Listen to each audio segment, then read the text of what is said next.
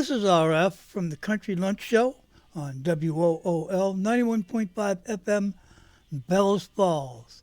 And today we have an interview with Jim and Chris. Can you tell us a little bit about yourself, Jim? What's up today? I'm a landowner here in Vermont. I live on a high ridge top, and I live among some strange stone walls that are up here. And I started investigating stone walls here in Vermont, New England, because I have 3 on my property. And I found a lot of strange stones and artifacts, and we talk about those, and that's what we're here to talk about. And Chris? Oh, well, my story is very similar to Jim's. I don't live on a stone pile, but I certainly live between 2 rivers. And at one point in time, my land had to have been flooded because the artifacts that I dig up, I call them artifacts. They're stones. They're tools. They're teaching tools. We call them stones, but they have an awful lot to teach us. And I found a tremendous amount of them on my property over the years, not realizing what they were. Now I do, but back, it's similar, very similar, just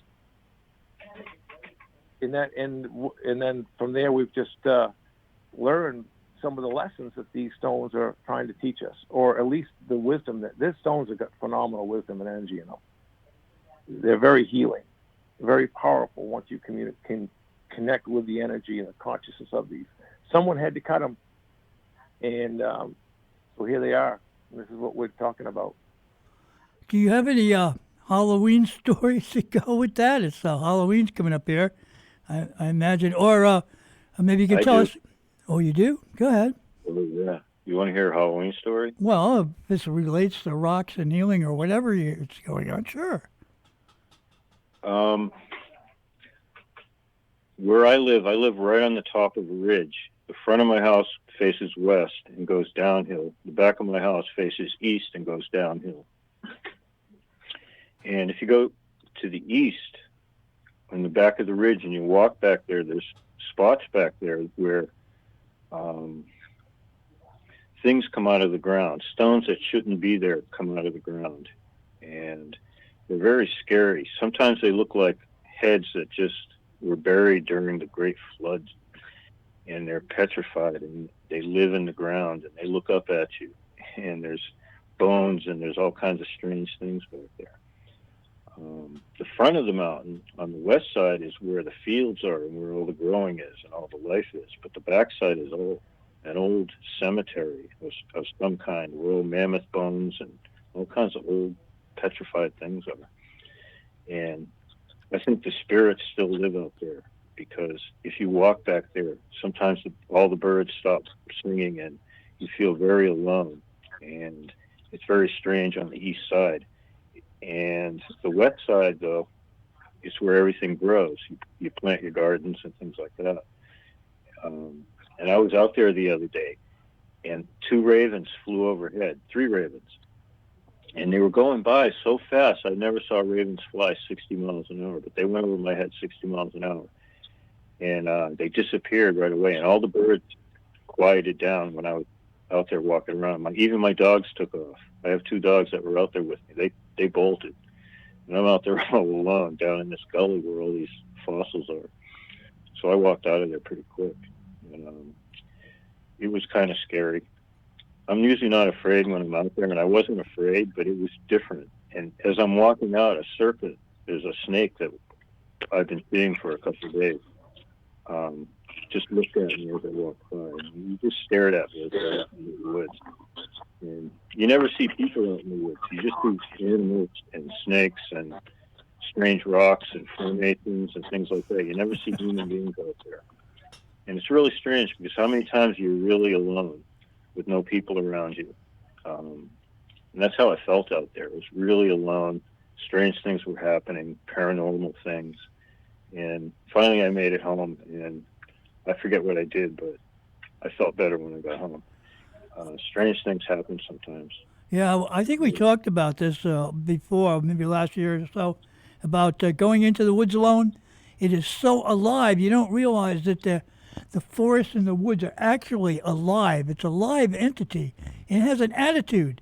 If you're not really careful, it will push you around because it's bigger than you are. And that's what I find. And so you got to be very careful going into the woods and stuff. And Chris, how about you? Got any Halloween tales or any stories about Reiki healing or stones or what? Oh, well, I'll tell you this. Yeah, I do. I could talk on that for a long time, but what I want to talk about first off is this.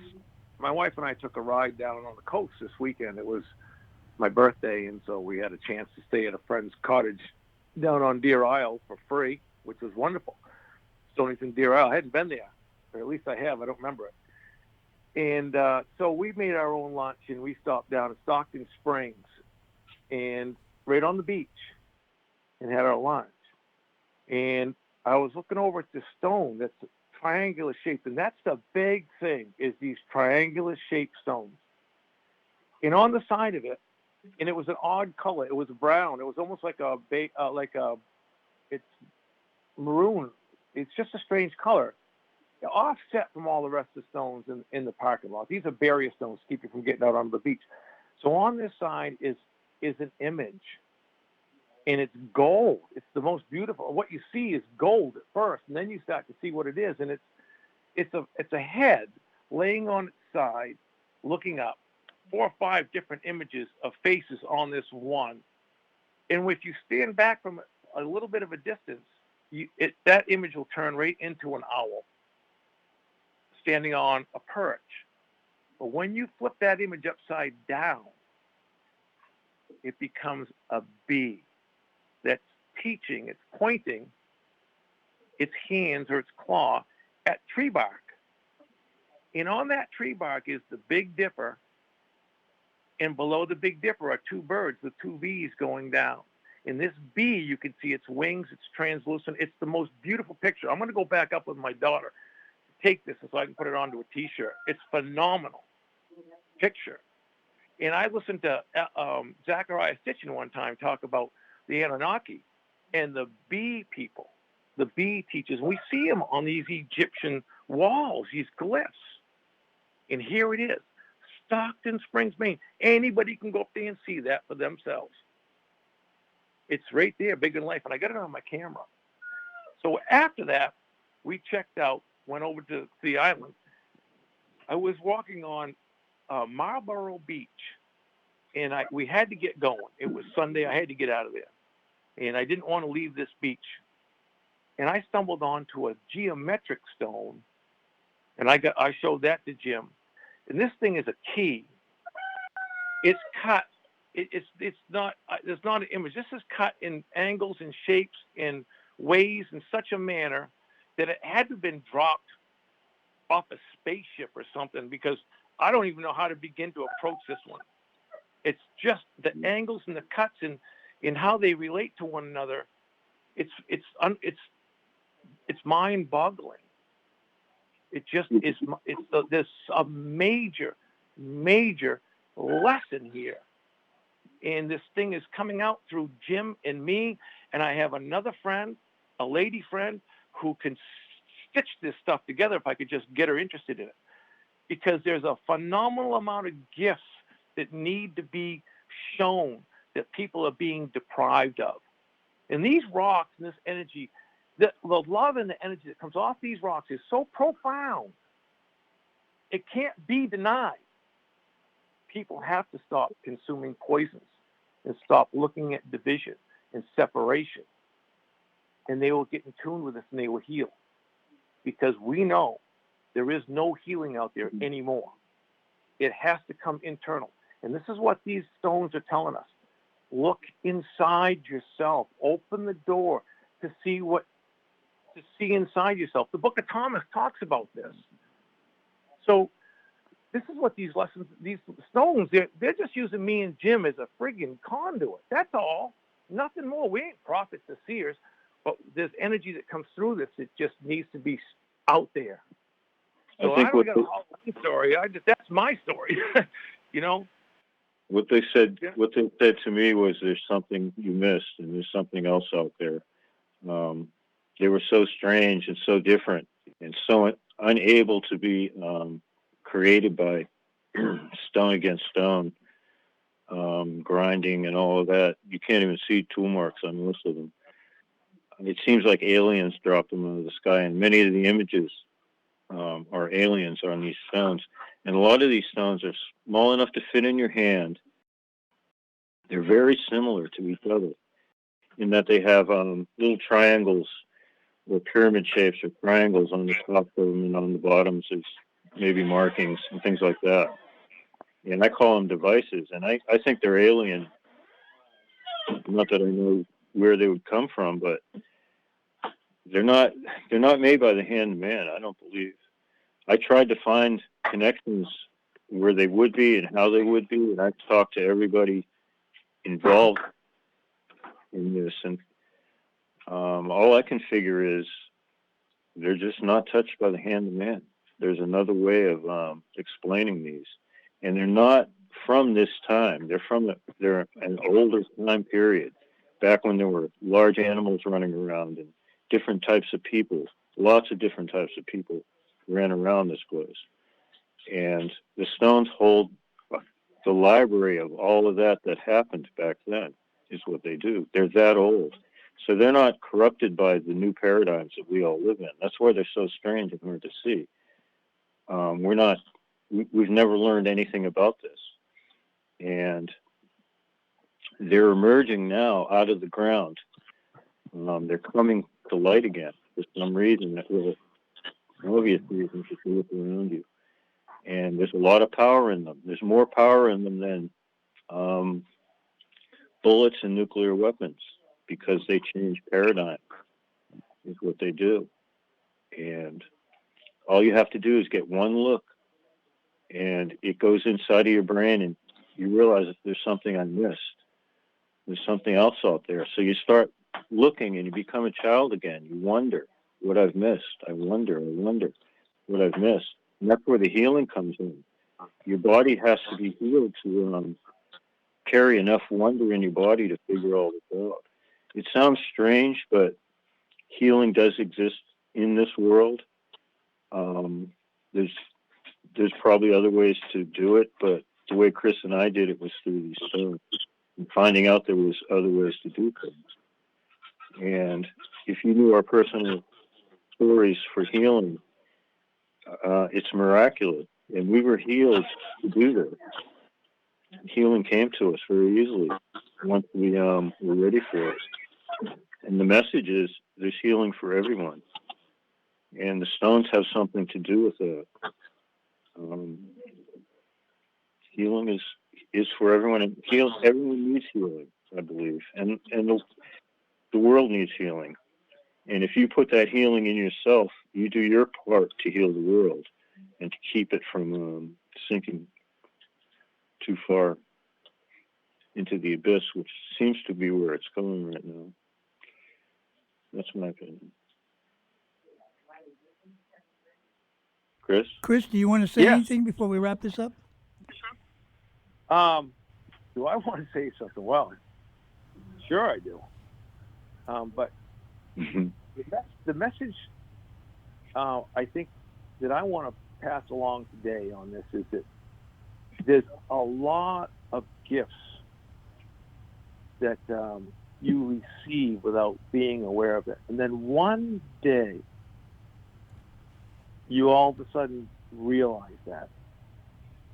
And this whole, I don't like to use it, just the way you're living, the way you look at yourself shifts. And when that happens, you can't go back. And it will happen. And when it's time, it will happen. And this is exactly all this comes down to, is that it's a gift that was given over time. But the gift and the message that these guys are telling it is it's just absolutely unconditional love in this universe for everything and everybody. That's what these stones say, ultimately. And that to that is a profound healing. You can't buy it. And it's provable. and it's undeniable. You just have to try to experience. You don't have to imagine it. You just got to do what it takes to work your way to it, so that you can have a chance to experience it. Otherwise, you'll deny it, and that's not good. So that's my message for today. And if you turn your attention towards it, you will find it.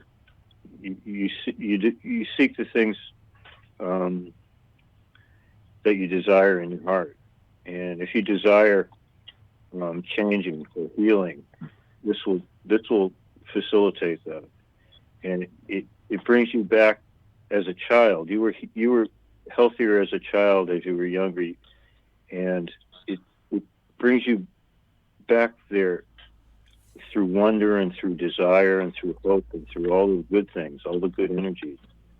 And it's all about love is what it's about. The Christ energy, the love. That's all it's about. And self-healing is available. It's there. It's one of the gifts we have on this earth, self-healing. If we do need to be healed, we deserve it, and we can have it. And the stones just tell us there's another way. You don't have to follow whatever paradigm you got sick in. There's another way out, and all you have to do is search that way and desire it, and you will find it. The road will unfold in front of you. And I hold stones at night to help clear my energies. That's how I use them.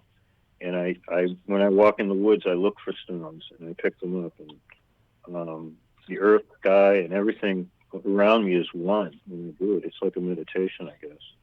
I never use that word, but meditation. I guess it's like that. Everyone does a meditation in their own way. It's like that. And there's healing in the world.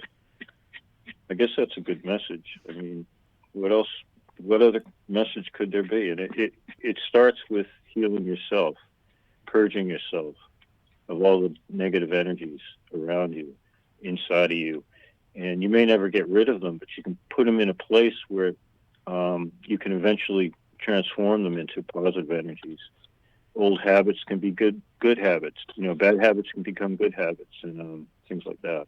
It's as easy as that. And you just have to desire it from in your heart. And that's where it comes from. The intention, your intention is everything. And then you become a magician. You create the world that you want. You create your own paradigm. You become a new person. You have to be healthy to do this. Your body says, hey, I'm going to be healthy to do this. This is great. It's wonderful. It's that good. It makes you feel that good. I don't know how else to explain it. I really don't. I'm not selling anything. I think I'm not charging anyone for this. This is free. You can do it. I think you've explained it, quite pretty good. But anyways, if somebody wanted to check out your material and what you're into, what's your website there? YouTube, Paleo Mountain Man. And Chris, if somebody wanted to get in contact with you, how could they do that? Through Jim. Okay, through Jim. Okay. On my channel, sure. I know we can like your stuff, but can we discuss stuff on YouTube? I mean, how can... On the community, on my channel, there's a community, go to the community page, and you can write comments, you can post whatever you want on there, and we can make discussions there. Or, that's probably the best way. Okay. The community page on my channel. That's great. Paleo Mountain Man. That's good to know. I didn't know that about it. And I show a lot of the rocks I find, and I try to make it interesting. I find a lot of rocks, and I try to post a lot. And I try to write, with the posts, I write my ideas about what I've seen. And they can be quite interesting. And you can put your comments under those posts if you see a rock you like or something that's interesting. And it's interesting because it's an open field, and anything you say is probably right, and because it's that open, any interpretation is correct. Great. Anyways, thanks for talking to us today, and maybe we can get together again in the future here.